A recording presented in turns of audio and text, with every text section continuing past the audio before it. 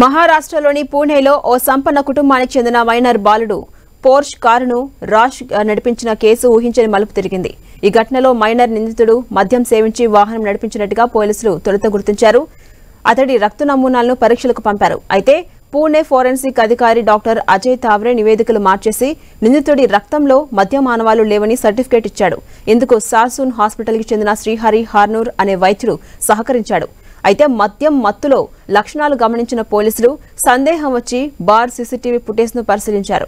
అందులో నిందితుడు మద్యం తీసుకుంటున్నట్టుగా క్లియర్గా తెలిసిపోయింది. దీంతో నివేదికలు మార్చిన ఇద్దరు డాక్టర్స్ను పూణే క్రైమ్ బ్రాంచ్ పోలీసులు అదుపులోకి తీసుకున్నారు.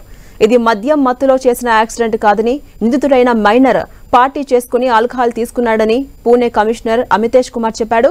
మద్యం తాగిన తర్వాత కారు నడిపితే ఎదురుగా వచ్చేవారి ప్రాణాలకు ఏముంది అనే విషయంపై కూడా అతడికి పూర్తి అవగాహన ఉందని కమిషనర్ తెలిపారు. కాగా ఈ ఘటన జరిగి కేవలం 18 గంటలు ముగిసేలోగా జువైనల్ కోర్టు కొన్ని షరతులతో కూడిన బెయిల్ ఇచ్చింది. 15 రోజుల పాటు ట్రాఫిక్ పోలీసులతో కలిసి పనిచేయాలని ఆదేశించింది. కాగా కోర్టు తీర్పుపై సర్వత్రా విమర్శలు రావడంతో జువైనల్ జస్టిస్ బోర్డు తీర్పును సవరించింది.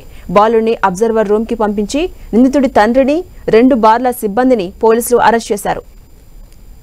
ఇక నిందితుడి తండ్రి నగరంలో బడా రియల్టర్ డబ్బు పలుకుబడితో కేసును తప్పుదోవ పట్టించేందుకు ఆయన తీవ్రంగా ప్రయత్నాలు చేశారు. ఈ కేసులో డ్రైవర్ని ఇరికించేందుకు ప్రయత్నించారు.